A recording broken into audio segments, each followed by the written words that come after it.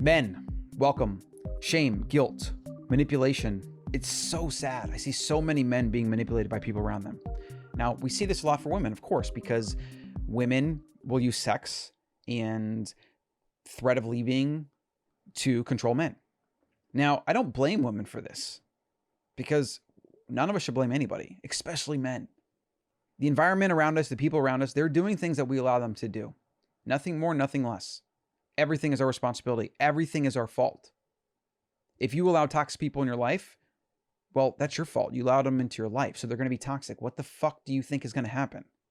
It's the same thing with this guilt, shame, judgment nonsense. Now, this is from a piece that I just wrote, How to Be a Man. I'm working on that. It's going to be like this opus. I'm going to keep expanding it. One of the points in here is the better man has no shame or guilt or judgment. The pivotal transformation from boyhood to manhood is shedding shame and guilt, or it's one of the pivotal transformations, I should say. Much of the bad behavior by weak men is rooted in shame, guilt, and unresolved trauma. One of the principles of manhood is disavowing all shame and guilt from your psyche and life completely. You don't give it out and you don't take it. Neither are acceptable. Being a man is rising above this lower form of consciousness. That's not to say that you're perfect and won't struggle at times. You're human. But you're always seeking to better understand yourself so you can avoid these bad mental habits. And you absolutely are not letting people in your life give it to you. So when other people try to manipulate you with these toxic weapons, these lowbrow, just shitty behavior, you let them know immediately that it isn't going to work. Like, you respond immediately. You don't think about it. You don't like have a chat. You're just like, what are you doing? Like, no, not acceptable. Done. Move on. Don't do it again. In real time. It's a huge mistake I see people make. People don't set boundaries for themselves, and then they go on to complain to other people about it and like talk about it, whatever, when all they're trying to do or all they're doing is avoiding having that hard conversation or saying those hard things and setting boundaries and then sticking to those boundaries.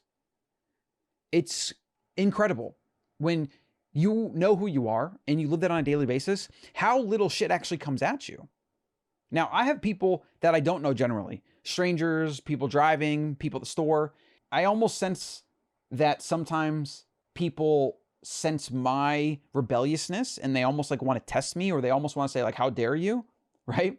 Because I just get people that just come out with me shit sometimes. And I'm working on my response, but like, again, I'm a man. I got to work on it. And sometimes testosterone will get the better of me. But in my personal life, it's actually incredible when I really think about it and I try to quantify it. Almost nobody gives me shit. Nobody's complained to me. I mean, people complain, but I usually tell them things they don't want to hear. I'm not beating around the bush about it. And so I think they learn to then not complain because they're not really going to hear what they want to hear. Right? So I don't encourage the behavior and I actively discourage it. Therefore, I don't get it. The other thing is, because this is the way I am and how I've been for years, weak, soft, complaining, negative people, they don't last. I don't spend time with them. They know that they're not getting what they need. They want someone to like be codependent on or project on or whatever. They don't get that from me. So they just go find somebody else. But I see so many men today letting this behavior flourish in their life. And then you see a lot of this movement, this men's rights movement that makes it like us versus them, or that women are the bad guy or whatever. And that's fucking nonsense. Literal nonsense.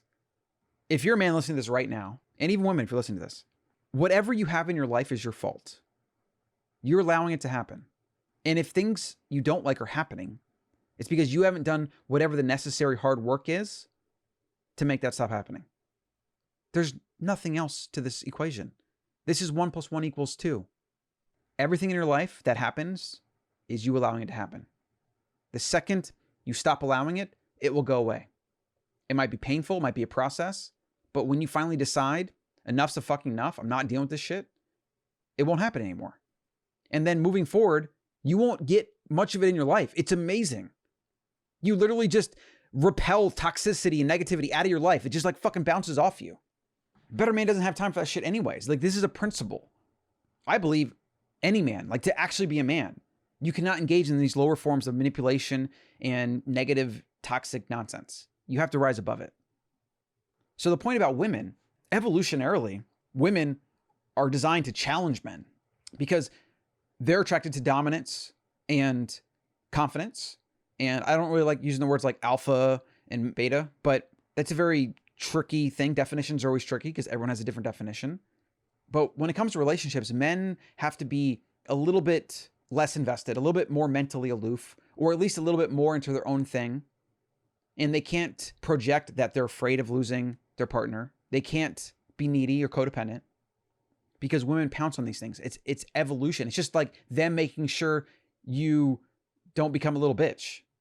And the problem is men become a little bitch because they don't respond to this behavior the right way. They get afraid. They're like, oh, afraid if she'll leave me or she'll go to some other guy or whatever.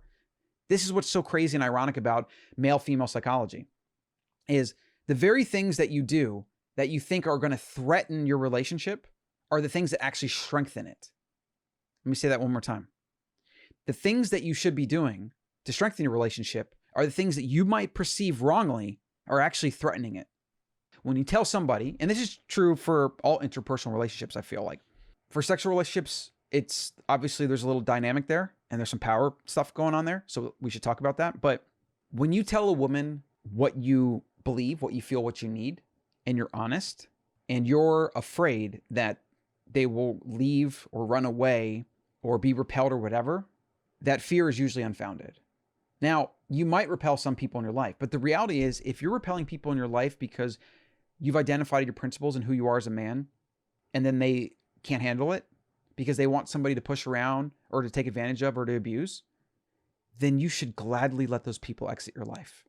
Every single other person in your life that's there, it's because you've been honest. You've in a way given them the test and they pass and they stick around and they actually are more attracted to you and more loyal to you. So anytime you pretend to be somebody you're not to please a woman or anybody really, any relationship, I mean, people stuff this shit out. People are smarter than you think. They're more intuitive than you think. When you pretend, it's hollow, it's fake, it creates fragilities, it will eventually crumble. And even if people buy it, you yourself will eventually slide. You will slide to who you are. You will default. The key is making sure that who you are is defined. You understand your principles, who you are, you live by that, and you actually embrace it and pursue it on a daily basis. So you should always be growing as a better man. You should always be evolving, getting better, controlling your response. When you change who you are for anybody, you are creating fragilities that will manifest later in some way, sometimes many ways. So the better strategy is just to be who you are now. And yeah, you'll have to go through people. Some people won't fit. They won't belong. You won't mesh. That's fine. There's billions of people on the planet. There's more people than we could even ever fathom in our entire lifetimes. You have to be willing to let people go. You should embrace it. The better man, when he finally gets there, when he has that epiphany, that enlightenment of like, oh wow, life is short. People matter. Why would I waste any time on toxic people when there's plenty of good people that can lift me up, that I can help, that they can help me, that it can be a mutually beneficial relationship? Why would I waste time on people that suck me dry? It makes no sense. And when you truly identify that and live by that, everything gets so much more clear and easy. Like I said, people don't give me shit. At least people I know. They filter themselves out. I've hired hundreds of employees and they generally filter themselves out. I usually don't have to fire them. They kind of get it. It doesn't fit. I might subconsciously offer feedback here and there. We might just be battling too much, or it might be too frustrating, and then they just find something else. They know it's not a right fit. And the people that can, I would say deal with me in a way, because I'm not always easy to deal with, but I am always very fair. I just expect a lot. I have high expectations, and I expect you to do what you're told, or you to at least communicate if you're having a problem with something. Don't pretend, be honest, be truthful, be forthcoming. But the people that can deal with that are the real honest people, that are the good people, they stick around. I've had employees for years now. And those that can't, move on. The same is true with friendships, with relationships, etc. So the point about women is they're going to keep testing you and pressuring you because that's what they're designed to do. They're trying to figure out, is this man worthy? Obviously, there's things like insecurity and codependency, and there's definitely toxic behaviors that can come from women. I'm not giving them a pass by any means. The general just attraction and the kind of power dynamics in a healthy relationship, because there are power dynamics there. If you don't understand these things, and if you don't really, really commit to being a man and being who you are and being honest and being forthcoming, and if you manipulate yourself or convince yourself of anything because you're afraid, or you think you're going to prevent something, or you're going to make something better, or if you're just not who you are and you're not just a straight shooter, you don't have to be supremely confident or be some like alpha male strutting around. That's not what I'm saying at all. But you need to be honest and forthcoming and true and real. And you communicate that. You express yourself when you express yourself. You don't bottle things up. If you do that, It may not be every woman that you're in a relationship with is going to mesh with that or stick around. But if you go through that enough and you stay true, you will find those that do belong. The same with your friends, your relationships. Don't act out of fear. Don't act out of, really fear. You could also say, emotion, irrationality, jealousy, but these are all really based on fear. Why do you get jealous? You're afraid of somebody being better than you, taking somebody, whatever. It's all fear. You don't tell somebody the truth, you're afraid of how they're going to respond. So I don't blame the women that do this. Even the ones that devolve to abuse. Like I've seen relationships where women abuse men, like physically and emotionally. It's not pretty for anybody. And there are some women that are these toxic abusers that will always find a weak man to prey on, for sure. Absolutely. But most women are not like that. Like those people that are just like the career abusers and they get off on it or whatever, it's a very, very small percent of the population. Most women, the overwhelming majority of women, just need a dominant, confident man. That's it. So I don't blame the pushers. I don't blame anybody in your life that's pushing you or bringing toxicity or negativity into your life. I blame you for letting it happen. Your job as a man is to establish your identity and values, and then to communicate that, to live that every day of your life so that everybody around you knows. Respect is not given. It's commanded. When shit comes at you and you allow it to flourish or to fester, all you're doing is telling the universe, okay, go ahead. Sure. The universe is giving you exactly what you allow it to give you. It's defaulting to the lowest form that you allow for yourself, just like any bad behavior. As a man, you get exactly what you deserve.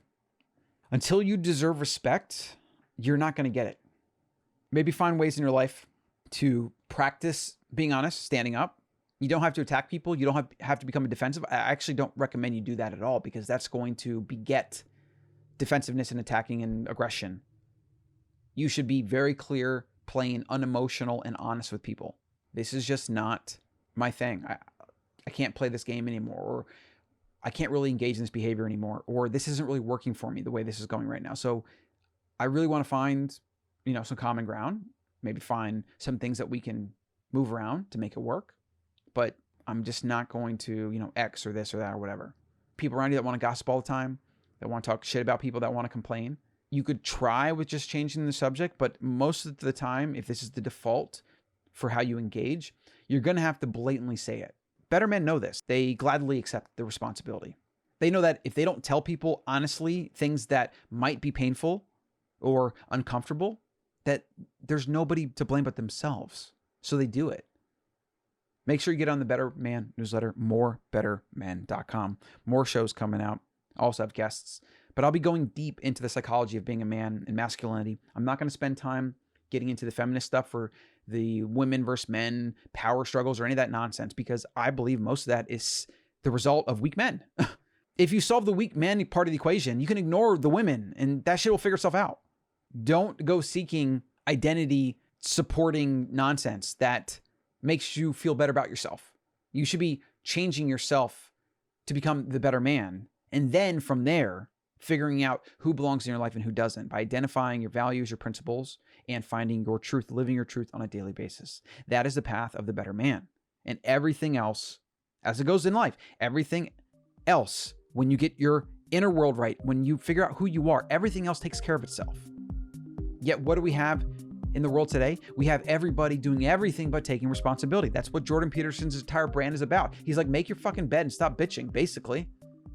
Why are you talking about other people's lives? Get your own shit in order. I'll see you in the next one.